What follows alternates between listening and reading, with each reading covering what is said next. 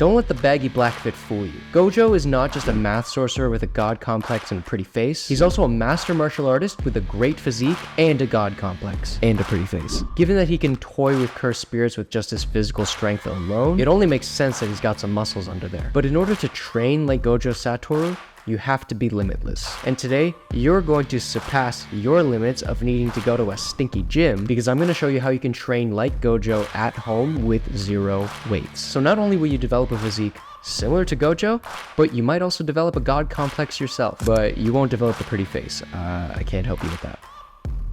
I'm going to break down Gojo's physique to show you exactly what muscles to focus on. I'll give you a list of the best calisthenics exercises to not only look like Gojo, but also to fight like Gojo. So let's take a closer look at the Honored One's physique and see what he has to offer. Throughout YouTube and Discord, I alone am the nerdy one. In season 1 and 2 of JJK, we don't ever get a good look at Gojo's physique. We do at least get a good look of his upper body when he's at the beach, and a look at those gorgeous collarbones. But we finally get a good look at his physique in the later chapters of the manga, when he starts wearing those tight black shirts. And by golly, he does not disappoint. Donning the Toji outfit, he's got a physique that could rival JJK's Father of the Year. First off, Gojo has some crazy aesthetic proportions, most notably his massive arms. From his biceps to his triceps to his massive forearms, he's got some of the best arm proportions that I've ever seen in the series. Maybe only second to Toji. Not to mention his 3D round shoulders as well. And speaking of shoulders, that V-taper is nothing to be trifled with. Gojo is probably the most handsome Dorito I've ever seen. Some gorgeously wide lats which extend all the way down to his waist, as opposed to a physique like Toji where his lats stop a little above the waist. But more impressive than his lats is his back thickness.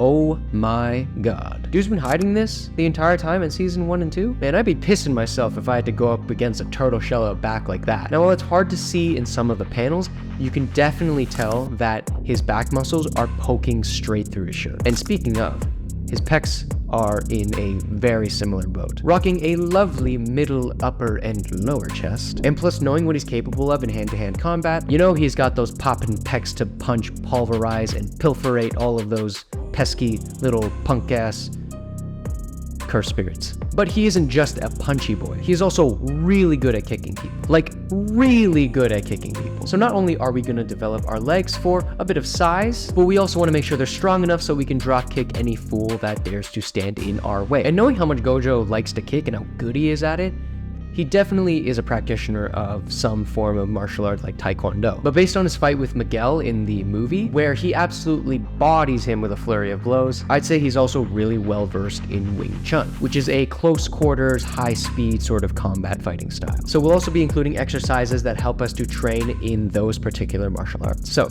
now with the physique properly analyzed and out of the way, let's take a look at the first set of exercises, starting with pull. Since Gojo is all about limitlessness and infinity shenanigans, we're gonna do the same thing and do infinite chin-ups. Let me explain. First, do as many full-range chin-ups as you can to failure, and once you reach that point, begin to do chin-ups at half of that range of motion. I think you know where I'm going with this. Once you can't do any more of those, you're gonna have the range of motion again, and again, and again, until you end up at scapular shrugs at that point. And theoretically, if you keep having the range of motion, you could do an infinite number of chin-ups, although I wouldn't recommend it unless you enjoy pain, hurting yourself, or you are sick in the head, probably like Gojo. So what this is doing is bringing your lats and your biceps to absolute failure, fatiguing those muscles, promoting that growth, and you're promoting even more hypertrophy by doing lengthened partials. So as a result, you'll be growing bigger lats and juicier biceps faster with this technique. But when it comes to Gojo's physique, we don't just want wide lats and tall biceps, we also want to develop that arm thickness and that back thickness. And that's what close grip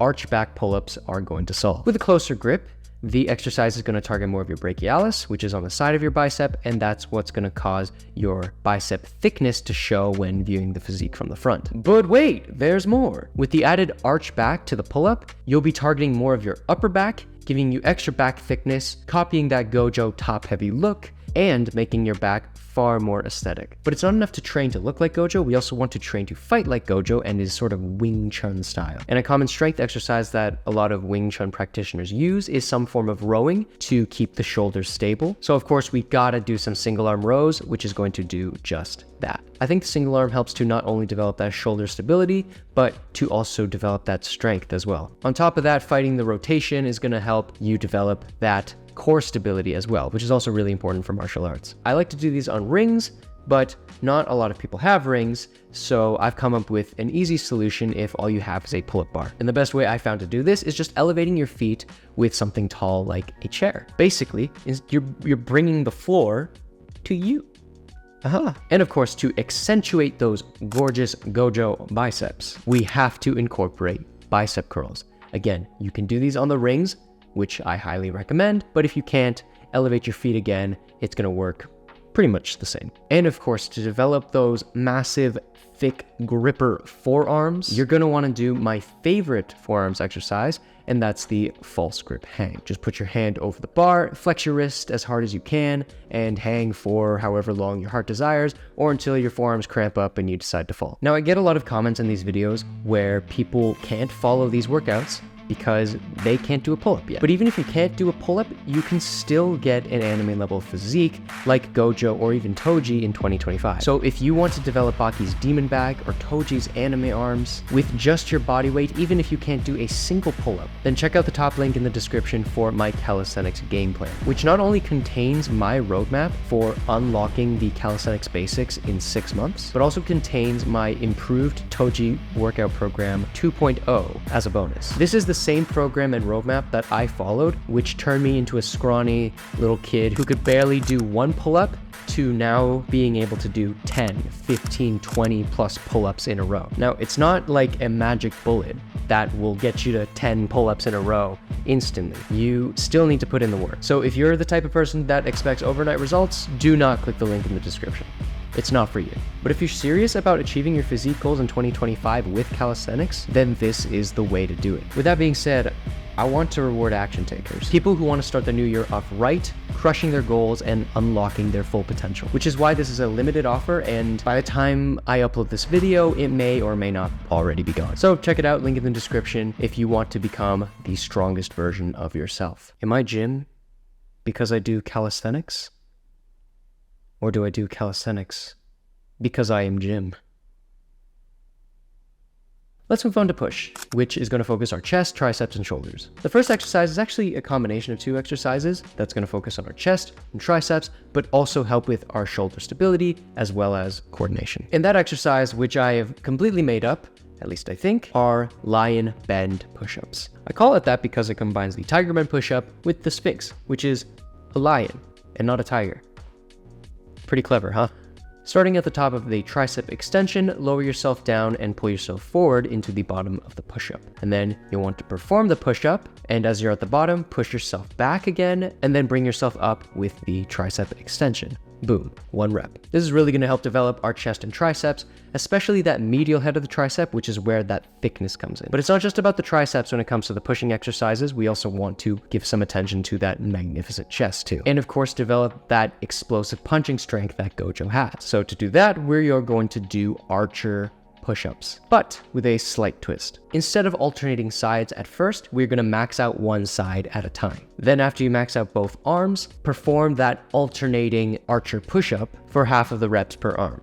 So if you did 10 straight archer push-ups per arm, you would be doing 10 alternating archer push-ups per arm, which would equate to 5 per arm, if that at all makes sense. But to actually develop a good chest, we're going to have to target all parts of the chest. So the next exercise on this list is going to be dive bomber push-ups. Going from a pike, you'll want to dive down and then bring yourself up, kind of pushing below you, which is going to target that lower chest, and then reverse the motion, going into a sort of pike push-up, which is going to target those shoulders. But to really blow up the shoulders, nothing is going to be classic lateral raises. Now, you may be asking yourself, well, how can I do lateral raises without any weights? Well, I'm glad you asked, because there are 2 ways to do it. 1, you could use your own body weight. By leaning on a wall with your arm bent, you can push yourself away from the wall, which is going to activate that lateral delt. And you can stand closer to the wall to make it easier, or harder from the wall to make it harder.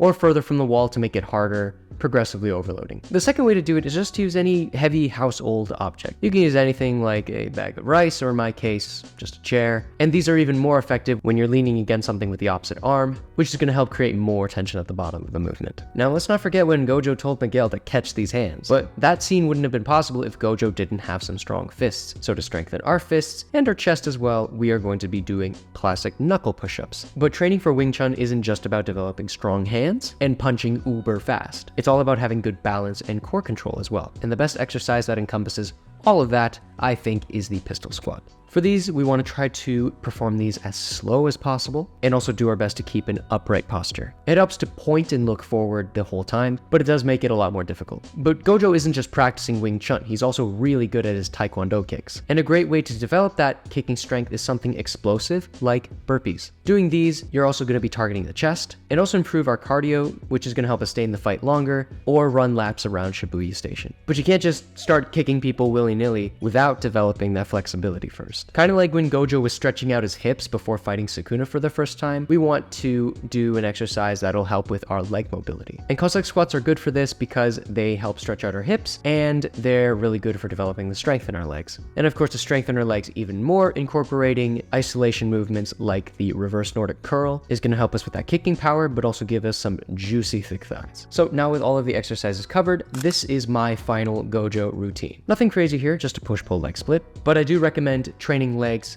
twice a week in order to really develop your kicking strength. And as always, focus on progressive overload so that you can continuously challenge yourself and continue to grow. But of course, to truly be like Gojo and develop that God complex, if you really want that, you'll need to also adopt his laid-back personality. So if you want to learn how to be a chill guy just like Gojo, you could check out this video right here.